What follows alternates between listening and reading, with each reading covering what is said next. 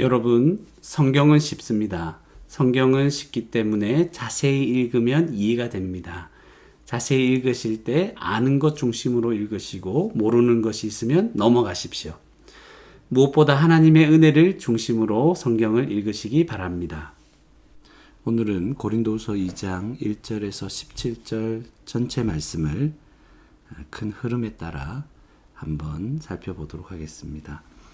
고린도후서 2장 1절에 보면 내가 다시는 너희에게 근심 중에 나아가지 아니하기로 결심했다. 근심 중에 나아가지 아니하기로. 그리고 나아갈 때 어떤 걸 기대했습니까? 이제 나를 기쁘게 할 자로부터 이제 또 근심을 얻을까 이제 염려를 하고 있는 모습을 보았습니다. 그 전에 바울 사도는 큰 눌림과 많은 눈물로 편지를 썼다. 많은 눈물 가운데 편지를 썼었습니다. 근심하게 하려는 것이 아니라 왜 이런 편지를 썼는가? 너희를 향하여 넘치는 사랑이 내가 너희를 향하여 사랑이 있었음을 넘치는 사랑이 있었음을 알게 하려고 그랬었다.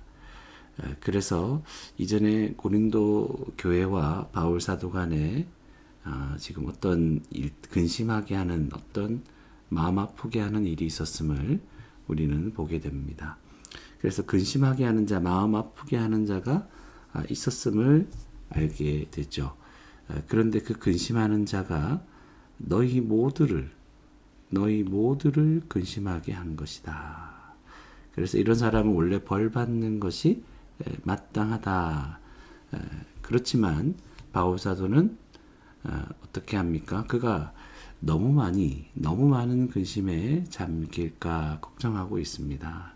그래서 사랑을 그들에게 나타내라고 말씀했습니다. 그래서 이것을 범사에 이제 순종하기를 원하는 그런 마음도 가지고 이 편지를 썼던 것입니다. 그래서 그 사랑을 나타내라는 말이 무슨 말인가 하면 용서하라는 말이죠. 이제 용서해라. 너무 많이 그것 때문에 낙담하고 슬퍼할까 이제 염려하는 것이죠. 근데 이 용서는 어떤 용서입니까? 다 너희를 교회를 위해서 그리스도 앞에서 한 것이다. 그리스도 앞에서 너희를 위해서 이 용서를 내가 용서한 일이 있으면 자 그리스도 앞에서 한 것이다. 다 너희를 위한 것이다. 이렇게 이야기를 하면서 사탄에게 속지 않게 하려는 것이다. 우리는 그 계책을 알지 못하는 바가 아니라 그러니까 교회 안에 마음 아프게 하는 자, 범죄, 교회를 전체를 근심하게 하는 자가 있다는 것을 우리는 알게 됩니다. 그리고 그 사람을 이제 벌을 받는 게 마땅하지만 그 사람을 깨우친 이후에 그 사람에게 대해서 또 용서하는 일이 교회에 있어야 함을 알게 됩니다. 그러나 용서하는 것이 또 쉽지가 않은 일이죠. 그렇지만 이 교회가 어떤 범죄한 자, 근심하게 하는 자를 잘 다루고 그를 잘 인도해서 이제 용서함으로 회복시켜야 되는데 그런 일들을 통해서 사탄은 교회를 어려움에 빠뜨리고 교회를 무너뜨리려고 하는 그런 계책이 있다. 그런 공격이 있다는 것을 또다시 한번 생각합니다.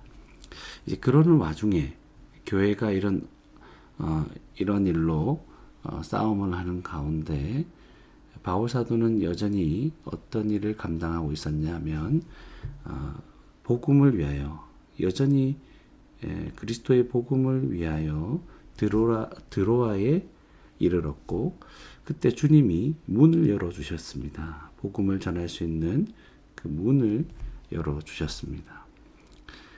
그래서 그런 문을 열렸을 때 그 문이 어떤 문인가 하니까 우리를 그리스도 안에서 이기게 하시는 그런 일이었습니다. 무슨 말인가 하니까 각처에서 그리스도를 아는 냄새를 나타내시는 하나님의 역사가 있었다는 것이죠. 그래서 우리는 하나님 앞에서 그리스도의 향기다. 우리를 통해서 그리스도를 알게 하시니 그리스도의 복음으로 그 복음을 전해서 그리스도를 알게 하시는 하나님의 역사, 그런 문이 열렸다는 것이죠. 그래서 그것을 향기라고 표현하면서, 그런데 이 그리스도의 복음은, 복음의 향기는, 그리스도의 향기는 어떤 사람에게는 사망에 이르는 그런 냄새가 되고, 또 어떤 사람은 이 복음을 듣고 생명에 이르는 그런 한 사람의 사망과 생명을 좌지우지하는 그런 엄청난 향기라는 것이죠. 그러니까 이 일 앞에서 누가 이 일을 정말 감당할 수 있겠는가 하는 생각을 하면서 바울 사도는 복음을 전하는 이 일을 감당하고 있었다는 것입니다. 그래서 우리가 바울 사도는 어떤 마음으로 복음을 전합니까? 어떤 자세로 합니까? 우리는 하나님 말씀을 혼잡하게 하지 아니하고, 이것을 이제 쉬운 성경에서 찾아보면 돈을 벌기 위한 목적으로 하나님 말씀을 전하는, 아마 이런 오해를 받았던 것 같습니다. 바울 사도가 그 일행이 그렇게 혼잡하게 전하지 않는 것이죠. 어떻게? 순전함으로 이 복음을 하나님께 받았기 때문에 하나님께 받은 것 같이 하나님 앞에서와 그리스도 안에서 순전함으로, 다른 혼잡한 동기, 다른 안 좋은 동기, 돈을 벌기 위해서 하려는 순수하지 못한 동기가 아니라 순전한 마음으로 하나님 말씀을 전하는 일을 감당하고 있었다. 이제 그것을 알게 됩니다. 그래서 오늘 말씀을 통해서 한 가지만 생각해 본다면, 바울 사도는 복음을 전하는 이 일을 감당할 때 여러 가지 오해도 받고 전하는 일에서 많은 어려움이 있었음을 알게 됩니다. 그래서 복음을 전한 고린도 교회로부터, 그 성도들로부터 이제 오해를 받는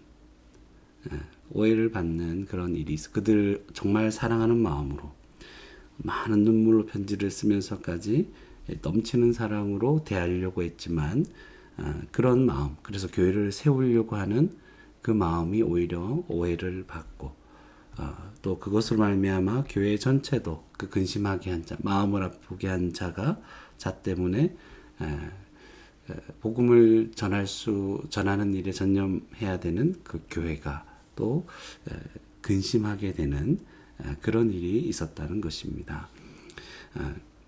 그래서 그런 가운데도 낙심하지 않고 오히려 사랑을 더, 그리스도의 사랑을, 주님이 우리를 용서하신 그 사랑을 더 드러내려고 하고, 근심한 자에게 뿐만 아니라 고린도 교회 전체가 이 용서하는 이 사랑을, 그리스도의 사랑을 나타내어서 이 가운데 사탄에게 속지 않게 하려는 이런 일들을, 이런 싸움을 싸우고 있는 것입니다. 그런 와중에 복음을 계속해서 바울 사도는 증거하고 있으며, 그 복음을 증거할 때 그 바울이 싸우는 것 같지만 바울이 싸우는 것이 아니라 하나님께서 바울과 그 일행을 통해서 그리스도의 복음을, 그들을 생명에 이르게 하는 그리스도의 복음을 전파하게 하는 역사를 일으키고 있었다는 것을 보게 됩니다. 그렇지만 그 와중에도 돈을 벌기 위한 목적으로 이런 것을 가르치고 전하는 자들이 있었다는 것을 생각할 때, 이 복음을 전하는 이 일이 얼마나 많은 어려운 가운데 감당해야 되는 일인가를 생각합니다. 하나님께서 우리를 교회로 세우시고 우리 교회를 통해서 하나님의 영광과 그리스도의 복음, 그리스도의 향기가 되어서 많은 사람들을 생명에 이르게 하는 이 일을 감당해야 되는데, 이 일을 감당할 때 우리 안에도 교회 안에도 여러 가지 어려운 일들, 죄를 짓는 일, 그것을 회개하고 돌이키게 하고 또 용서하고 교회가 그것 때문에 용서하지 못해서 어려운 일에 빠지지 않게 되는 그런 일, 그 와중에 복음을 전하면서 하나님의 역사를 기대해야 되는 일. 그렇지만 그 복음을 전하는 일에도 악한 동기로, 세속적인 동기로 복음을 전하려는 그런 자들, 이런 자들도 있고 그런 마음이 우리에게도 있을 수 있는 거죠. 그런 것들과 싸우면서 우리는 끝까지 우리가 순전한 마음으로 하나님께 받은 이 복음을, 우리를 구원하신 그 은혜를 끝까지 전파하면서 교회로 함께 굳게 뭉쳐서 그리스도의 사랑을 나타내고 죄와 싸우고 복음을 전하는 그리스도의 향기로서의 이 사명을 잘 감당하며 살아가는 저와 여러분이 되기를 바랍니다.